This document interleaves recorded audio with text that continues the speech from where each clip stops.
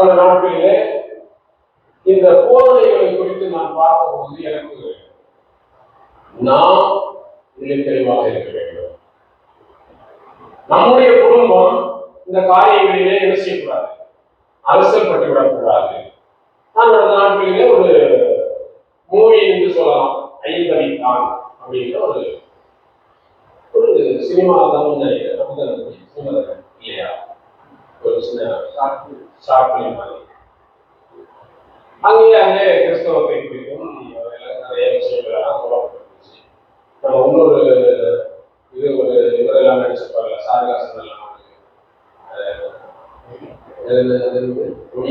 சத்தியத்தை தெரியா கேட்கிறவர்கள். அது போல இதுவும் ஒரு கிறிஸ்தவத்தை குறித்ததான ஒரு இயேசுவை குறித்ததான சத்தியத்தை குறித்ததான ஒரு விளக்கம் தான் ஐந்தவித்தான். நான் இதை பார்த்து கொண்டிருந்த போது எனக்கு ஒரு பெரிய தாக்கம் உண்டாயிருக்கு. ஒரு மனிதன் வேற்று மதத்திலிருந்து அவன் கிறிஸ்துவுக்குள்ளே வரும்பொழுது அவன் பெரிய போராட்டம் இருக்கு. அவன் சாதாரணமாய் இந்த கட்டுகளில் இருந்து அவன் வெளியே வர முடியாது. நமக்கு கிறிஸ்தவர்களாய் அம்மா அப்பா தாத்தா பாட்டி கிறிஸ்தவர்களாய் இருக்கிற நமக்கு விடுதலை இருக்கிறது. ஆனால் நாம் தேவனை அந்த விடுதலையை கொண்டாடி தேவனை நாம் ஆராதிக்கவில்லை. ஆனால் அங்கே இருக்கிற மக்கள் உள்ளே வரும் பொழுது அவன் ஒன்றை கண்டு புலங்காயம் அடைகிறான். ஓ, நான் இவ்வளவு நானும் மிகப்பெரிய இருளிலே இருந்தேனே, வெளிச்சத்தை கண்டுபிடித்தேனே என்று அவன் சந்தோஷமடைந்து உள்ளே வருவதற்கு அவனை விடமாட்டேங்கிறாங்க. ஒரு பெரிய போராட்டம் இருக்கிறது. இதை நான் தமிழ் மகேந்திரத்தில் சொல்லும் பொழுது, ஆமா ஊருக்கு போனா எங்க அம்மா வாடா தண்ணி வாங்கியிருக்கிறதுல கோயிலுக்கு போய் சாமி கும்பிட்டு வரலாம் அப்படின்னு சொல்றாங்க. வரணும் சொன்னா, ஏண்டா நீ எல்லாம் ஒதுங்கி ஒதுங்கி போற, உங்க சித்தப்பா பெரியப்பா எல்லாம் இருந்தான்னு சொல்றாங்க, இந்த பையன் அப்படியே போயிடும் போல அப்படின்னு சொல்றாங்க. முடியாது, நீ வா. இன்னொரு தான் போட்டு எப்படி அவன் என்ன கிறிஸ்டின போய் அப்படியே கிறிஸ்டின் பண்ண கட்டிக்கணும், அப்படியே போயிடணும். இன்னொரு அக்கா மணிக்கு விரைவில் சீர் வர போகுது, அங்க போய் நிக்கணும். என்ன செய்ய போறான்? எல்லாம் போட்டு வைக்கணும், அதை வைக்கணும், இது வைக்கணும்னு சொல்லுவாங்க. என்ன செய்ய போறோம் பாருங்க. அந்த கட்டு என்பது நல்லதா இருக்கு. இருளிலே இருக்கிற ஜனங்கள் வெளிச்சத்தை கண்டபொழுது வெளிச்சத்திலே அவர்களால் வாழ முடியாதபடி அவர்கள், ஆனால் நாம் விடுதலை இருக்கு, ஆனா முடியல. விடுதலை கொண்டாட தெரியல. கொண்டாடுவோம். நானும் வேதனையோடு கூட அதே நேரத்துல தேவன் எங்க இருந்து எப்படி விடுதலையாகி இருக்கிறார் என்று நாம் பார்க்கும் பொழுது உள்ளம் ஆனந்தப்படுகிறது. அப்பொழுது இதை நான் அவனுக்கு சொன்ன பொழுது அவன் பார்த்து நானும் பார்த்த கடைசியில அங்கே ஒரு மனித கிறிஸ்தவத்தில் இருந்தால் அதெல்லாம் ஒன்றும் பிரச்சனை இல்லை. கடைசியில நாம் என்ன செய்யலாம், நம்முடைய சரீரத்தை எரிக்க கொடுக்கலாம். அந்த படத்தை எடுத்ததான, குறும்படத்தை எடுத்ததான ஒரு தயாரிப்பாளர், ஒரு ரமேஷ் என்கிறவர், அவர் ஏதோ கிறிஸ்தவமா, அவர் ஏதோ பிராமணன் சமூகத்தை சேர்ந்தவர். அவர் சொல்றாரு, என் மனைவி கூட பிராமணில இருந்து அந்த யூஸ் கொண்டு வாழ்றோம். அவங்க சொல்லிட்டாங்க, மறித்த பிறகு சரீரத்தை எங்க கொடுக்கணும், எரிப்பதற்கு ஒப்புக்கணும்னு சொல்றாங்க. ஒரு தவறு இல்லை என்று சொல்லுகிறார். பாருங்க, நிறைய நல்ல விஷயங்கள் சொல்லப்பட்டு கடைசியில ஒன்று சொல்லப்படுகிறது, எரிக்கலாம் இல்லை, நீங்க என்ன வேணாலும் செய்யலாம், தப்பு இல்லை என்கிறது போல் கொண்டு வந்து முடியும். போதகர்கள் நிறைய பேர் கொந்தளித்தார்கள் என்று சொல்லுகிறார். அவர்களை சாடுகிறார். கொந்தளித்து என்ன, எங்க இருக்கீங்க நீங்க? அப்படியானால் எத்தனையோ பேர் பிளைன் ஆக்சிடென்ட்ல சாவாங்க, எத்தனையோ பேர் ஸ்டேட் சுவாமியாரை காலை சிரிச்சு கொடுத்தாங்க. என்ன கணக்கு? எனக்கு அருமையான தேவனுடைய பிள்ளைகள், நான் உங்களுக்கு சொல்ல விரும்புகிறேன். அவங்க எரிஞ்சு செத்தது, அவங்க எரிச்சாங்க, கொடுத்தாங்க, எனக்கு தெரியாதுங்க. அவங்களுடைய எதிர்காலம் எனக்கு தெரியாது. ஆனால் வேதம் ஒரு முன்மாதிரியை காண்பித்து இருக்கிறது. இயேசு மரித்த பொழுது அங்கே யோசேப்பு என்கிற ஒரு மனிதன் இருந்தான். அவன் அவனுடைய சரீரத்தை எடுத்துட்டு போய் மெல்லிய துப்பட்டிய ஏன் மெல்லிய துப்பட்டிக்கிறோம்? அதான் வெளி போயிடுச்சு சரீரம் தானே. அதை ஒருவரும் பயன்படுத்தாத தனக்கு ஐஸ்வர்யம் தனக்கு அங்கே வெட்டப்பட்டிருந்த ஒரு புது கலரை ஏன் கலரையில கொண்டு வைக்கணும்? ஆபிரகாம் தன் மனைவி சாராள் மறித்த பொழுது அவன் அங்க ஒரு இடத்தை வாங்கினான். வேதம் சொல்லுகிறது. ஏன் இடத்தை வாங்கணும்? அவன் ஏதோ ஒரு வாழ்க்கை அடக்கம் பண்ணி போக வேண்டியதானே. அவன் தனக்கு இருந்து ஒரு கல்லறை தோட்டத்தை வாங்கினான். வாங்கி போய் கேட்கிறான், எனக்கு ஒரு கலர் தோட்டம் தாங்க. அவன் சொன்னான், நீ செல்வசிங்கமான இருக்கு, அவர்கள் அந்த இடத்துக்கு கொண்டு இல்லை, அதற்குதான் விலையை சொல்லு. இலவசமா வேண்டாம்ப்பா. நம்ம இன்னைக்கு சபையார் எல்லாரும் இலவசமா நிலையை தெரியும். அது ஒரு பக்கம் இருக்கட்டும். கல்லறை இலவசமா தாங்க அப்படின்னு நிலம் கேட்டு அரசாங்கத்துல போராடிட்டு இருக்கிறோம். ஆனால் இவன் இலவசமா கொடுக்கறதுல வேண்டாம். அது என்ன விலை சொல்லு. அவன் சொல்ற 400 சேக்கல் வெள்ளி போட்டு. அப்படியா? ஒரு 300 அப்படி வேற பேசினாரா? படிச்சுதான் தெரியும். நான் ஒரு நிலத்திற்கு வாங்கணும்னு சொன்னா வேற பேசணும். அவன் சொன்னான், ஒன்றுமே வந்து சொல்லவில்லை. அதன் பெருமானத்தை நான் தருவேன். 400 சேக்கல் வெள்ளி எடுத்து கொடுத்தார். அந்த நிலத்தை தனக்கென்று சொந்தமாக்கி கொண்டார். அதை கல்லறை பூமியாக வைத்தான். சாராளை அங்கே அடக்க முடியான். தன் பிள்ளைகளிடத்துல ஈசாக்கிட்ட சொன்னான், அப்பா நம்ம கல்லறை பூமி இருக்குல்ல, அங்கே அங்கே அடக்க முடியாது. யாக்கோபு மரித்தார். யோசேப்பு சொன்னாரு, நம்ம கல்லறை சொந்தமா அங்க கொண்டு போய் என்ன செய்யும்? நம்முடைய கல்லறை. இதெல்லாம் ஏன்? மரித்தோர் உயிர் திருவார்கள். கடைசி நாளிலே கல்லறைகள் திறக்கப்படும், சரீரங்கள் அங்கிருந்து புறப்படும். இயேசு கிறிஸ்து மரித்த பொழுது, அவர் சிலுவையிலே தொங்கின பொழுது அநேக கல்லறைகள் திறக்கப்பட்டது. அநேக பரிசுத்தவான்கள் உயிர் தந்தார்கள். ஏன் கல்லறை வந்துச்சு? ஏன் ஒரு சாம்பலை வச்சு கொண்டு போய் வச்சுக்க வேண்டியதுதானே? சாம்பல் சொம்பு வெடிச்சு திறந்தது. அது நம் ஏதோ ஒன்றை பின்பற்றுவதில்லை. வேறு ஒரு சில வழிகாட்டுதல் இருக்கிறது. ஸ்திரீகள் தலைகளிலே முக்காடு போட வேண்டும். முக்காடு இல்லாமல் தலையை சிறைத்துக் கொள்ள வேண்டும். அது கிறிஸ்துவம். அதான் ஒண்ணும் இல்லை, பேசலாம் இல்லை. கடுமையான தேவனுடைய பிள்ளைகளே, இயேசு ஒரு வசனம் படிங்களா? 11ஆம் அதிகாரம், மார்க் 11:21.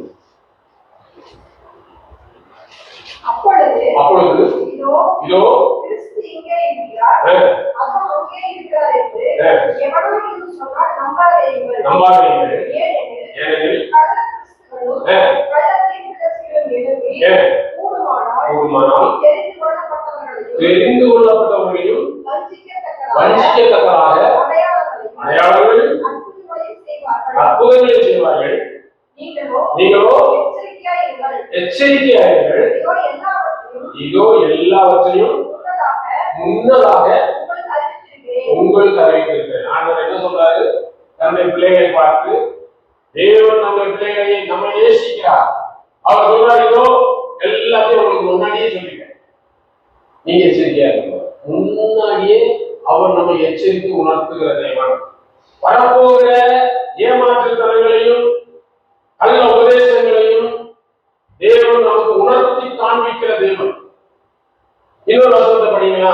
லூக்கா 11:52.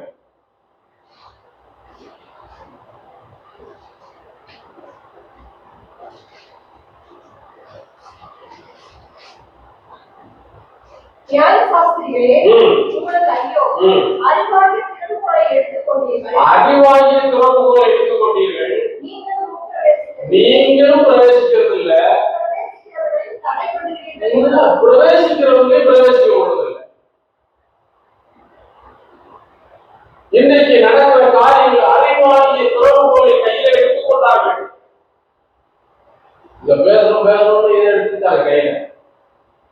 வச்சுக்கிட்டு இவங்களும் போக மாட்டாங்க, போறவங்களையும் என்ன செய்யறது இல்லை, போக விடுறது இல்லை. நீங்களும் நானும் இங்கதான் சரியா இருக்கணும்னு நான் முன்னாடியே ஒன்று சொல்றேன். அதனால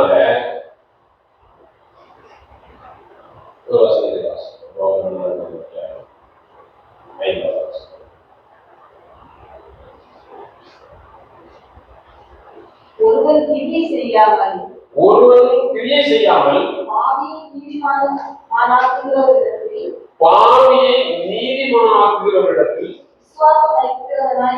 விசுவாசம் வைக்கிறவராய் இருந்தால் அவருடைய விசுவாசமே அவருக்கு நீதியாக எண்ணப்படும்.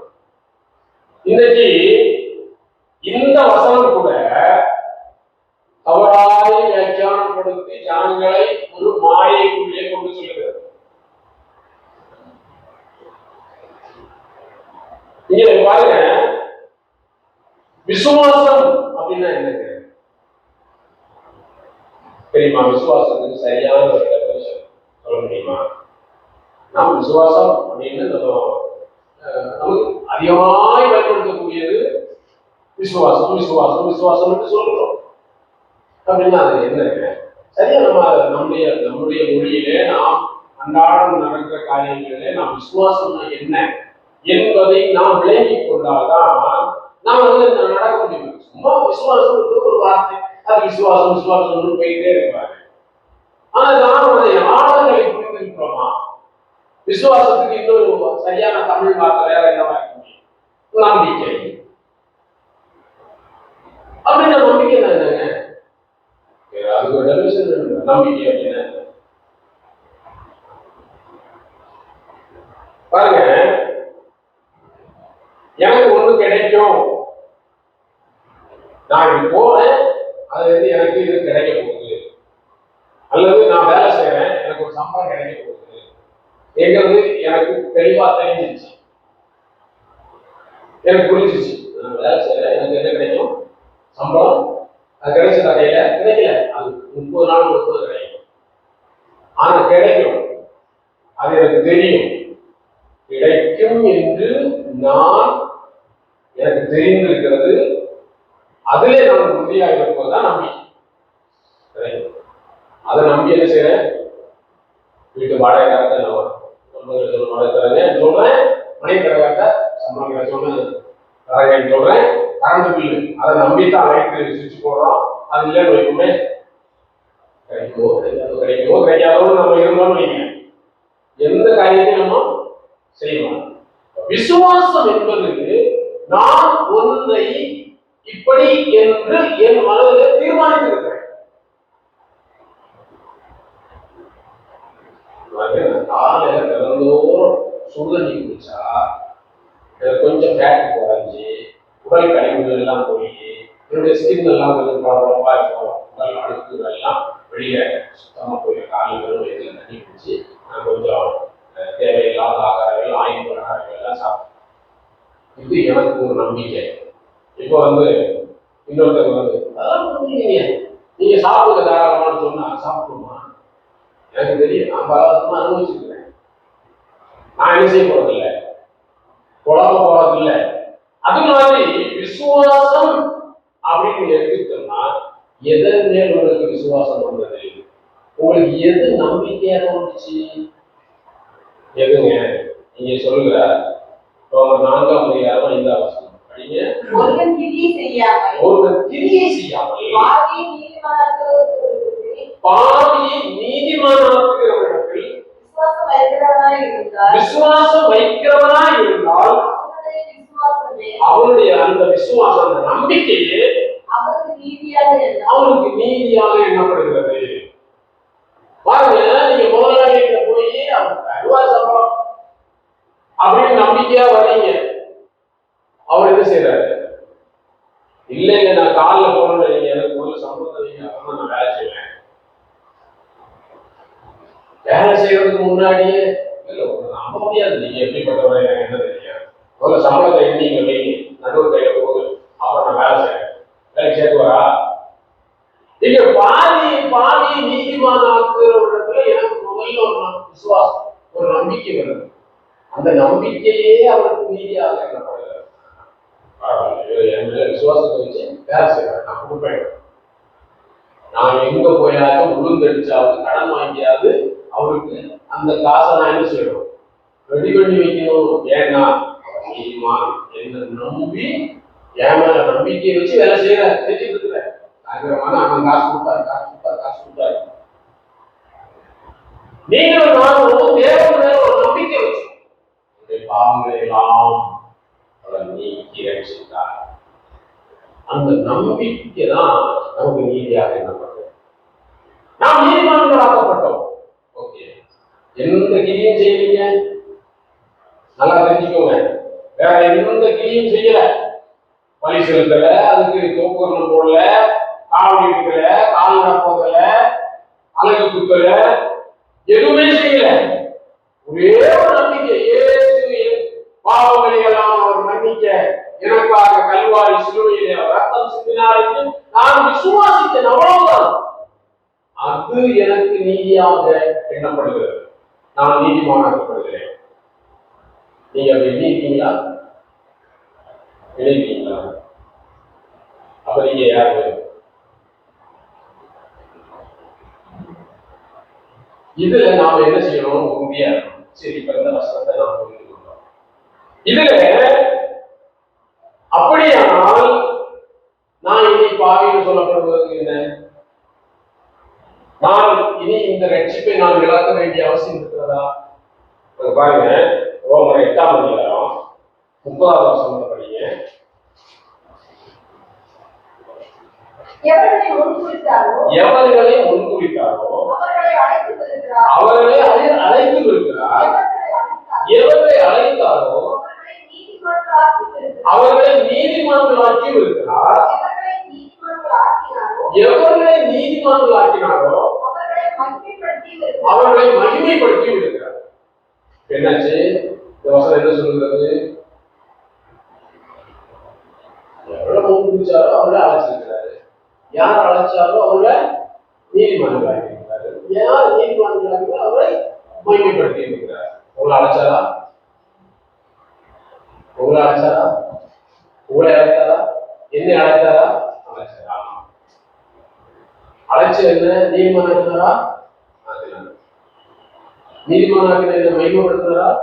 ஆனா இதுல ரட்சிப்பை விளப்பதற்கு என்ன இருக்கிறது என்று இந்த வசனத்தை வைத்து போதிக்கிறார்கள். ரட்சிப்பை விளக்க முடியுமா? விசுவாசத்துல ஆண்டவருக்கு வாழ்ந்தேன், இனி நான் ரட்சிப்பை என்ன செய்ய முடியாது, இழந்து போகவே முடியாது. நான் உன்னை நம்பி, ஆமா, என்னை அவர் எந்த கிரியும் இல்லாமல் என்ன செஞ்சார், ரட்சித்தார். நான் ரட்சிக்கப்பட்டிருந்தேன். இனி நான் சௌரியத்துக்கு என்ன செய்யலாம்? ஒரு சகோதரன் விதமாய் சொன்னார் பாருங்க, வெளியே இருக்கிற நீதிமானோட சபையில் இருக்கிற பாவி ரொம்ப பாதுகாப்பா இருக்கணும் அப்படின்னு. எப்படிங்க? நீதிமான் வெளியில இருக்கானா, சபையில ஒருத்தன் பாவியா இருந்தாலும் அவன் என்னன்னா பாதுகாப்பா இருக்கான் அப்படின்னு சொன்னாரு. அப்போ பாவிக்கெல்லாம் சந்தோஷம் தானே, எதுக்கு போய் நீதிமானா வெளியில இருப்பானே, பாவியா உள்ளே இருந்து போயிடுவோம்.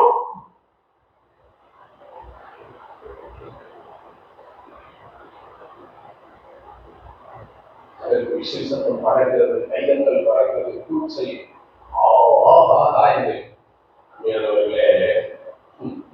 வேத வசனத்தை நாம் இங்கே பார்ப்போம். எந்த கிரியும் இல்லாம நீதிமானாக்கப்பட்டோம். விசுவாசத்துக்கு மட்டும்தான், விசுவாசத்தினாலே நீதிமானாக்கப்பட்டோம். ஆனால் யாக்கோபு 2ஆம் அதிகாரம் 17வது வசனம்,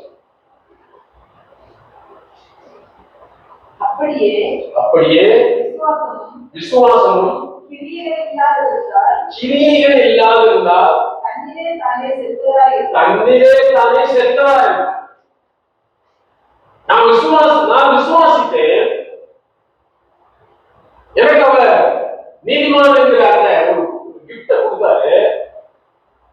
நான் வாங்கி வீட்டில் வச்சுட்டேன். அவ்வளவுதான். நான் அவரை நம்புறேன்.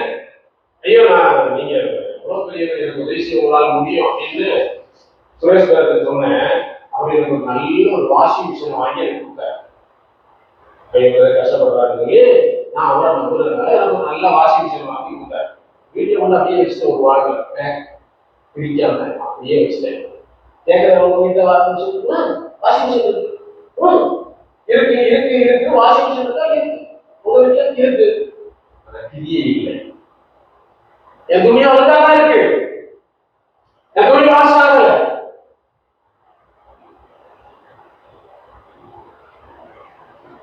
அப்படி என்றால் பயன்படுத்த கிரி அதெல்லாம் அடுத்த வருஷம் சொல்ற பாருங்க. கிரியோடே முயற்சி செய்யும். அது என்ன பாருங்க 22ஆம் அதிகாரம் 22ஆம் வசனம் யாக்கோபு 2:22. விசுவாசம் அவனுடைய கிரியைகளோடு கூட முயற்சி செய்து கிரியைகளினாலே விசுவாசம் பூரணப்பட்டது. பாருங்க, விசுவாசம் கிடைச்சிருச்சு. அந்த விசுவாசம் பூரணமாக வேண்டுமே ஆனால், நம்முடைய விசுவாசம் பூரணமாக வேண்டுமே ஆனால் கிரியைகள் ரொம்ப ரொம்ப முக்கியம். இல்லைன்னா அது பூரணப்படாது. ஒன்று கிடைச்சிச்சு, அது அப்படியே இருக்கு.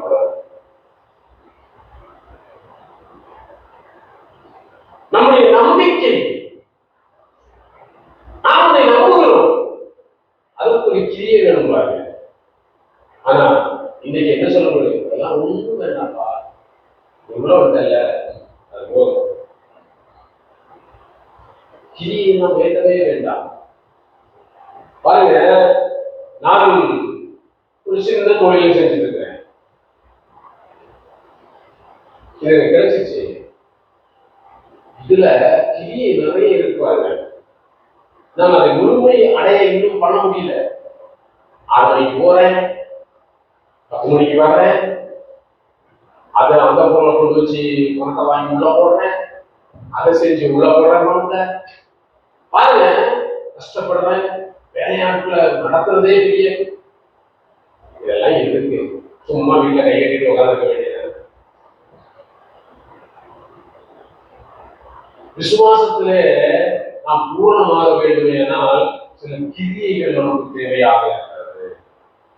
அதனாலதான் அங்கே யூதா எழுதும் போது நீங்க ஒரு முறை பெற்றுக்கொண்ட அந்த விசுவாசத்துக்கு நீங்க என்ன செய்யணும்? தைரியமாய் போராட வேண்டும் என்று அப்படின்னு சொல்றாரு. போராட்டம்னா என்ன? இதுதான் கிரியை தான் போராட்டம். என்ன கிரியை? இன்னைக்கு எத்தனை பேருக்கு ஆராதனை வர முடியாத ஒரு சூழ்நிலை இருந்துச்சு. எண்ணி பாருங்க, முடியாதுதான், ஆனாலும் போயிடும். ஒரு போராட்டம் இருந்துச்சுல்ல, அந்த விசுவாசத்துக்காக ஒரு போராட்டம் போராடினீங்களா இல்லையா? அன்றாட நம்முடைய வாழ்க்கையில நம்முடைய விசுவாசத்துக்காக நாம் போராட வேண்டியதா இருக்கிறது. நான் விசுவாசிக்கிறேன், என்னுடைய பாவங்கள் எல்லாம் அவர் மன்னிச்சுட்டாரு. இனி நான் என்ன செய்யக்கூடாது? பாவம் செய்யக்கூடாது. சாலையில போறேன், எனக்கு ஒரு பாவ எண்ணம் வருகிறது, எனக்கும் அதுக்கு ஒரு போராட்டம் வருகிறது. அதுதான் அந்த போராட்டத்துல நான் ஜெயிக்க வேண்டும். போராடணும் நான். அப்படியா? சரி, ஓகே, சரி, நான் கூட போகலாம் அப்படின்னு தோல்ல கை போட்டு செய்யக்கூடாது, போயிடக்கூடாது. விசுவாசத்துக்காக போராடணும். என்னுடைய நம்பிக்கையில நான் உறுதியாக இருக்க வேண்டும். எனக்கு ஒரு நம்பிக்கை இருக்கிறது. தேவனை கடைசி நாளிலே எழுப்புவார். அவருடைய பாவங்களை எல்லாம் மன்னித்திருக்கிறார். நான் ஜீவனுள்ளவனாய் வாழ வேண்டும், பரிசுத்தமாய் வாழ வேண்டும் என்கிற ஒரு நம்பிக்கை. நான் கிறிஸ்துவுக்குள்ளே வந்திருக்கிறேன். இந்த நம்பிக்கையை சீக்கிரமா உடைச்சு போனது சத்துரு முயற்சி செய்கிறான். நான் அதற்கு ஒத்தாசையா இருக்கலாமா? இந்த நம்பிக்கையில நம்ம உறுதியாக இருக்க வேண்டும். சத்து குலைச்சு போடுறதுக்கு தான் தவறான காரியங்களை உள்ள கொண்டு வரான். இப்ப நான் என்ன செய்ய வேண்டும் என்றால், ஒரு நாணயத்தின் ஒரு பக்கத்தை பார்ப்பது போல அதை மறுபக்கத்தையும் நான் பார்க்க கற்றுக்கொள்ள வேண்டும். ஒரு வசனத்தை மாற்றம் ஒருவர் பேசும் பொழுது அதை அப்படியே நாம் நம்பிவிடக் கூடாது. என்னை கேட்டாலும் சொல்லுவேன், தயவு செய்து இப்பொழுது இருக்கிற செய்திகளெல்லாம் நீங்கள் பார்க்க வேண்டாம் என்று சொல்லுங்க. பைபிள் மட்டும் படிங்க. ஆண்டவரோடு உறவாடுங்க, வேற செய்தி கேட்க வேண்டாம். அவர் பேசுறாரு, இவர் பேசுறாரு கேட்க வேண்டாம். இவரோடு பேசுங்க. சங்கீதத்தில் கேட்டோமே, என்னை தேடுகிறவர்கள் எப்படிங்க எப்படி தேடுறது சொல்லுங்க. தேடுறதுனா என்ன சொல்லுங்க. அவரை தேடுறதுனா என்ன? நான் ஆண்டவரை தேடணும்னு விரும்புறேங்க. என்னது செய்யணும்?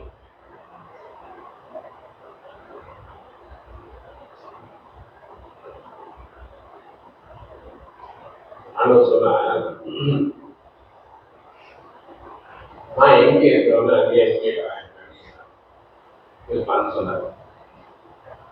உங்களுக்கு பதவி எடுக்கிறாரு, சண்டை வந்துச்சு. நீங்க இந்த வசனத்தை நினைச்சுப்பாங்க, இயேசுக்கு இதான் இருக்கிறாரு, சண்டை வந்துச்சு. இயேசு கண்ணா நினைச்சுக்கிறார், அவர் எங்க இருக்காரு? அதுக்காக தேவைப்படுறாங்க. அந்த நீங்க எங்க இருக்கீங்க? இப்போ சண்டை வந்துருச்சு, எங்க இருக்கீங்க? நாங்க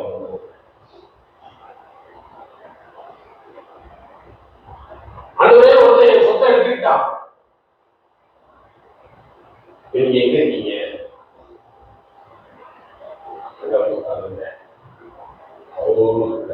அவரை தேடு. நம்முடைய பிரச்சனை நேரங்கள் பாருங்க, இது கடன் நேரத்தில் அப்படி எடுத்துக்கோமே, எப்படி தேடுறது? ஆண்டவருக்கு கடன் வாங்க எப்போ போய் நினைச்சுப்பாரு. ஆண்டவர் எப்போ கடன் வாங்கினாரு, கடன்தாரனுக்கு எப்போ பதில் சொல்லிட்டு முடிஞ்சு இருக்காங்க. இப்ப என்ன செய்யறது? சொல்லுங்க, கடனே வாங்காதேன்னு சொல்லுங்க. நான் என்ன செய்யணும்? ஆண்டவரே வாங்கிட்டேன், இனி என்ன செய்ய மாட்டேன். இப்ப நான் உங்களோட இல்லை, நீங்க இருக்கிற இடத்துல தான் இருக்க விரும்புறேன். எனக்கு உதவி செய்யும். போகும்பாரு, அவரை தேடி அங்க போகணும். அதிகாலையிலே அதுவரை நீங்க எங்க இருப்பீங்க? நாமும் உங்களை உறவாட முடியாத அதிகாலையிலே இன்னோட இருந்து தனியான ஒரு இடத்துல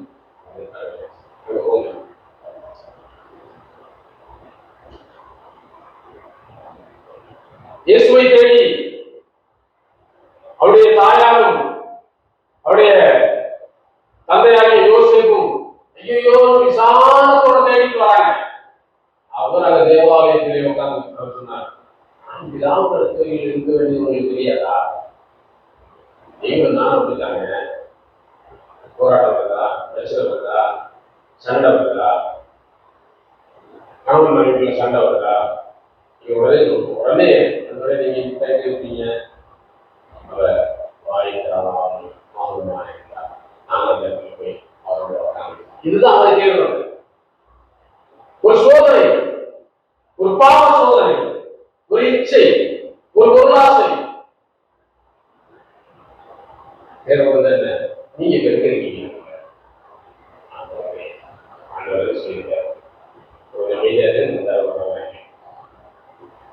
இதாவது கொடுக்காவிட்டார், ஒன்றையும் சொல்லுவாங்க. ஒரு பதவி உயர்வு கிடைக்கல வேலை செய்யற இடத்துல, அப்போ காலத்திலிருந்து கொடுக்கப்பட்ட அவருடைய ஒன்று கிடையாது. இதுதான் தேவையான எங்க அவர் அங்க போய் அவரோட தேடி கண்டுபிடிச்சு அங்க வைப்பாங்க. அதற்கு அவரை அறிந்து இலவச வேணும் தியானிப்பதும் அதை உறுதியாக கற்றுக்கொள்வது அவசியமாக இருக்கிறது. நாம் ஒருவன் பாருங்க,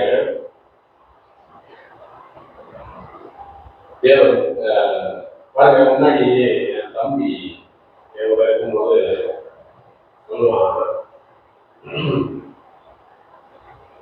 வேலைக்கு கூப்பிடு. சரி, இப்போ வந்து வேலைக்கு போகிற காலத்துல கரெக்டா 9 மணிக்கு 9 மணிக்கு போகணும், இல்லைன்னா திட்டுவாங்க.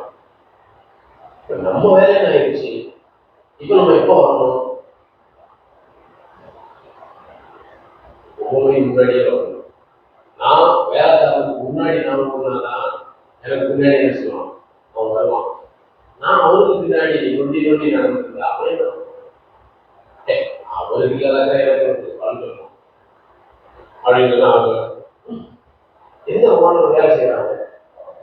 நான் அப்படின்னு சொன்னேன், இந்த இடத்துல நம்ம வேலைக்கு நம்ம தொழில் செய்ய முடியாதா? அப்படின்னு பாருங்க, கிரியை இல்லாத விசுவாசம் அது பயன்படாது. தேவனை நாம் பெற்றுக்கொண்ட விசுவாசத்துக்கு உயிர் கொடுக்க வேண்டுமே, அது உயிர் உள்ளதாக இருக்க வேண்டுமே, நாம் அதற்கு உயிர் கொடுப்பது கிரியைகள் ரொம்ப ரொம்ப முக்கியம். நாம் நம்மை காத்துக் கொள்வதற்கு, நாம் நமக்கு நீதிமான் என்கிற ஒரு அந்தஸ்து, அந்த நீதிமான் என்கிற இடத்துல நாம் நிற்பதற்கு கிரியை செய்ய வேண்டியது அவசியமாக இருக்கிறது. நாம் அதை உறுதியாக நிலைத்திருப்போம். நம்முடைய நம்பிக்கையை விசுவாசங்களை உறுதியாக நிலைத்திருப்போம். தேவன் நம்மை ஆசீர்வதிப்பார்.